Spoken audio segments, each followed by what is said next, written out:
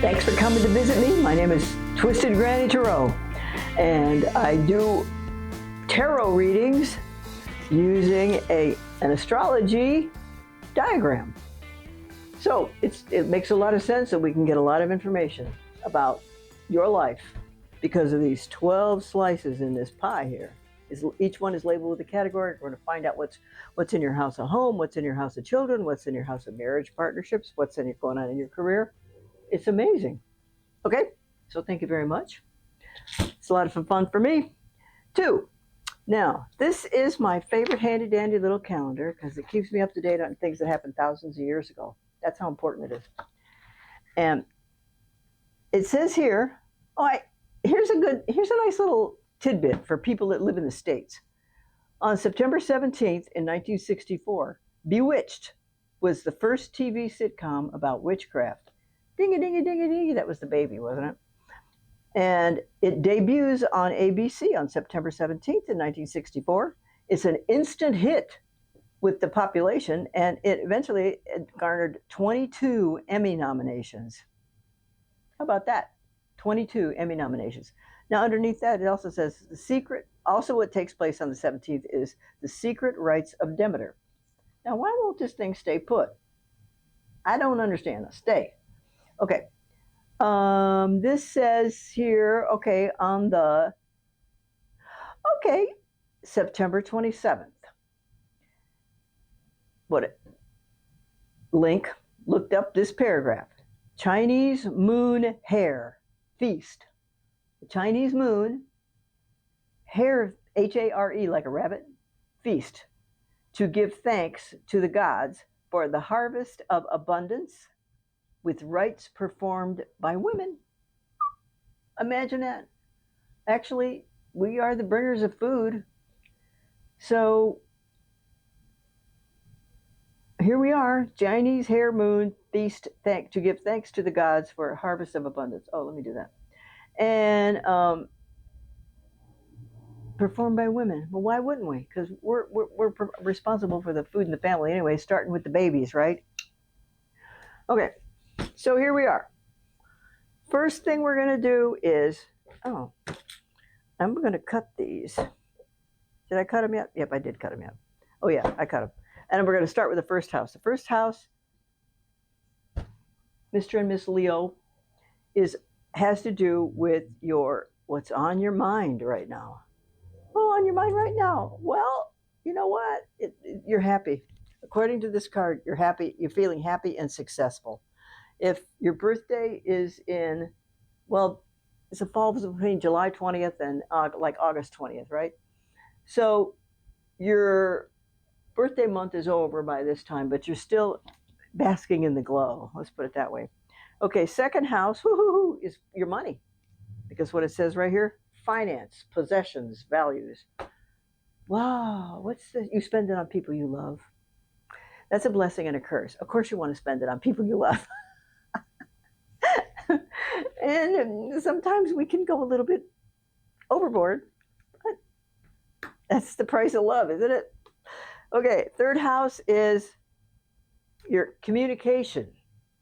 This person right here the card here depicts a person on return from a battle where he has been successful. And he's going home so that his countrymen and his city folk where he lives can bestow him with compliments and money and wreaths of those kinds of things. Okay, it has to do with neighbors and short trips, as well as emails, telephone calls, letters, anything that has to do with communication. So this fella, so when you talk to people, well, you might like to start off with good stories that help people like you even more, because goodness knows, Leos deserve to be adored, right? They deserve to be loved. They want to be loved, and they're good at getting love. Okay. Now, fourth house is your home, Mr. and Miss Leo. Okay, well, what we got here? We got a guy who's riding a horse, and it's a face card because it's a king. It's a knight. So what the world is going on in your house? Oh, this is excellent. What this is a generational card, meaning there's grandpa, there's the baby, there's mom and dad, there's the dog, and the big, beautiful family mansion in the background. So actually, you you don't. Sometimes you like having a crowd at your house. And sometimes you like having a party. That's okay. And this is so. So are you like in charge of the entertainment schedule? Are you always looking for things to do and people to see and places to go? And you want to take the family with you? That's what this looks like to me. How bad can that be? That sounds good to me. Okay, that's 1, 2, 3, 4, 5. Oh, this is romance and creativity. And what do we have? A beautiful Queen of Swords here. Oh, is she not paying any attention to you? Is that what the problem here is? Romance and creativity. So, what you may want, well, look, if we have it like this, we could, it might be that there's a woman that you know that you like that she might not be talking to you right now. That's one thing that could be happening. Remember, this is for a Leo horoscope for everybody in the world. So some of these situations will ring true for you, and some of them will not. So, as well as being an example of a person that you might not be speaking to right now, this person is also incredibly intelligent. And she likes to talk and play games. So you probably have a lot of fun together because this is your house of fun. Now, sit tight with that for a minute, okay? Because we're going to find out what happens. All right? I don't think that there's anything bad going on here. So far, there are no bad cards here. You are fortunate because you're the only one so far I've done tonight. It doesn't have anything bad in here. Sixth house is work and health. And what's she doing? She's protecting what belongs to her. So this means, well, in this case, this person is the Leo that we're talking about in this reading. Yeah. And she's protecting what belongs to her. Behind these sticks, this palisade, you might call it, this fort type look at it, might be her house, her kids, her goats, her sheep, whatever she takes care of, her boats, if she's a Viking. And so you protect your job because this is work and health. And you even, because there's health in here too, you even protect your health, maybe more so than some of your friends. Or B, maybe you want to ignore your health and just do whatever you want to. Leave me alone. This might be you. Leave me alone. I don't need your lectures about A, B, C, and D. And I'm getting along just fine. But it's not necessarily true. If the doctor wants him to quit smoking or bad food or practice dangerous, like jumping over cars with motorcycles, he's a daredevil. So you're protecting yourself and your job and your health. On the other hand, your health could be something you don't want to talk to anybody about, too. That's why the barrier in the back. You don't want to talk to anybody about it. 1, 2, 3, 4, 5, 6. Seventh house is marriage partnerships. Oh, geez. Okay, honey bunch. You see this? If this is marriage partnerships and business partnerships, then what this is a kerfuffle. Now, it looks drastic. Doesn't it look drastic? It doesn't have to be that drastic. I promise you, your house is not going to get struck by lightning and catch on fire. That's just not going to happen. But there are going to be some issues, or B, there may be one issue that causes a kerfuffle, and you may want to keep your eyes peeled on that so you can like smother it before it gets out of hand. Okay? Eighth house, was that right? 1, 2, 3, 4, 5, 6, 7, eighth house is money from other people. Yay, we're having a party here. So that leads me to believe at some point there will be a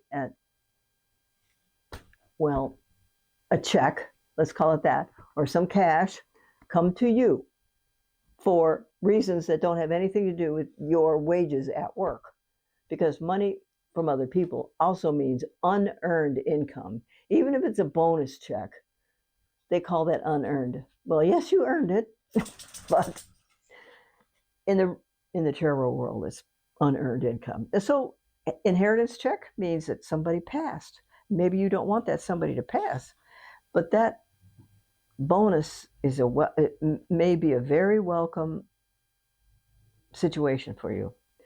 Okay, then there's insurance checks, like you got in a car wreck and you're waiting for the insurance check to come in for it to fix your car. Now, the other one is lawsuits. It's possible to get money from a lawsuit, right? Usually they drag on, la la. But wherever this money comes from, obviously you're going to be grateful for it. You'll be happy about it. And people will celebrate along with you when that occurs. In other words, if it's an insurance check, it might take care of the problem and then some. You can spend the change on something else. Okay? Okay, that's 7. This is 8, right? Ooh, yeah. 1, 2, 3. No, that's 8. 1, 2, 3, 4, 5, 6, 7, 8. Ninth house is philosophy, religion, higher education, and long distance travel. Who's this lady right here with the lion? It says strength right there. So what this means for you is that you may have put off long distance travel, higher education, spirituality, and philosophy for so many years, it doesn't even register here anymore. It's possible that you're so deeply involved, knee deep in your own life, that you can't get out of it to go view spectacular scenery elsewhere. But you are going to. Now, when, I don't know. But I don't think at some point you're going to realize, hey, I'm so and so years old and I still haven't been to the Rockies. Maybe that's where you want to go. Okay, I still haven't been to the Great Lakes. Maybe that's where you want to go. So you may want to spend some time on that.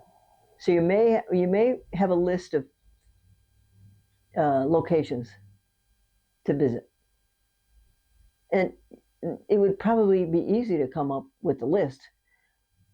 It may be not as easy to come up with time to do it or the money to do it, but there will be plenty of opportunity for you to add to that list and pick out the location you want to visit when the time is right. Okay, that is 9th house. 10th house is your career. Oh my God, look at here. And here you are trudging along through your career. Does that guy look like he's having fun? He's carrying a burden. So yes, your career is a burden, but you know what, sugar babe? It pays for your house. It pays for your kids. It pays for everything you love. So whether we like the place we work or not, we have to have the money. Now at this moment in time, I can't say that there's any indication that you will be changing jobs or want to change jobs. Mostly what you want is to be able to travel. It takes money. All right. Then there is 11th house. Look at this. So here are the Lover's card. Now the 11th house governs long-term plans. Long-term plans. And friends from previous employers. So, it doesn't take much imagination to feel like, oh my gosh, there's probably somebody at a place where you used to work who still likes you, and she may want to hear from you, and that may be where she is, and you may want to call her. Or are you carrying on with somebody who's got a job in one of your previous employer spots, your previous employment. So this is a really good card to have there. So you know what, if you want to call those people from previous employers, they're going to be glad to hear from you. Okay? And if you need information from them, or if you just happen to stumble upon, maybe the girl who answers the phone will be somebody you had a flame for. So that's really promising. 12th house is what you think about when you go to sleep at night. Oh man. Okay. This card, the Emperor, he's the fourth card in the major arcana. First is something called the Fool. Like, nobody's a fool there. Then there's the High Priest. No. Then there's the Magician. Then there's the High Priestess. And then there's the Emperor. Now, the Emperor is known to put the kibosh on a lot of things. So, kiddo, if you are thinking about bad things when you go to sleep, you won't sleep well. So, if you go to bed thinking about how X document for a customer was interpreted incorrectly, it might not end well. It might cause a kerfuffle that's not at work. Let me see. 1, 2, 3, 4, 5, 6, 7. Okay, this is a kerfuffle in your marriage and business partnerships. Burden at work. And let me see. Well, actually, not to change the subject. I'm going to change the subject. This is the first card. Happy, happy, happy. 7th house is the opposite of that. Is the opposite location. And we got a kerfuffle here. We have a situation at home that's might be somewhat out of control, or you feel like it's somewhat out of control. And if you spend a lot of time thinking about that, guess what happens? What you think about, you bring about. So if you go to sleep at night thinking, oh, that went bad today, that went bad today, that went bad today, do you know what that does? It sets you up for bad tomorrow. So you might think I'm a kook. I'm a kook. I'll be a kook.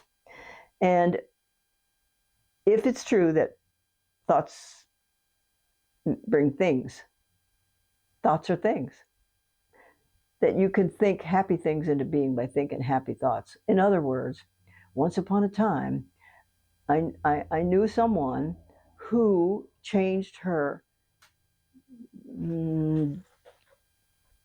what would we call it? Not her terrifying thoughts, not her disappointing thoughts, but her nightmare scenarios that run through her head before she went to sleep. And she started instead, because that was more than she could take, she started to count her blessings. Now, you might think that sounds simplistic and really inadequate for your problems, but I want to tell you what. You start peeling off those things you're grateful for, and the next thing you know, you're asleep because you're happy. So give up the doomsday nightmares as you lay yourself down to sleep. You only think good thoughts. And if you're going to lay your head down, you could say, well, I have a good car. It'll start tomorrow.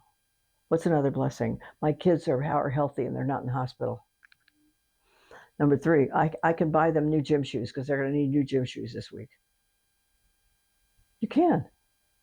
That's a blessing. My car starts. I have groceries in the house. Those are blessings. Those are blessings that a lot of people in this world cannot say that they have. So don't let the Emperor get you down.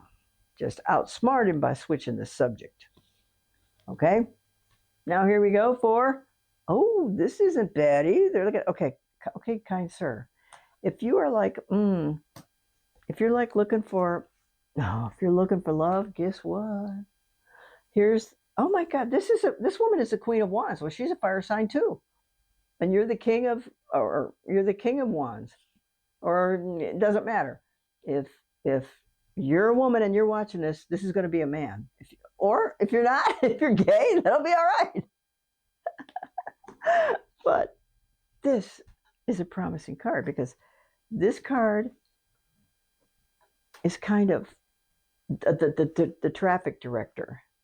She has a role to play in each one of these spots. And the most important role she's playing right now is her connection and her closeness to this 11th house. So I think you're going to find somebody that you used to work with that you really like, and it could work out. Now, because that's a face card, I'm going to put another one. Oh my God, you want to get married? Because this is the Pope. Guess what the Pope does? He marries people.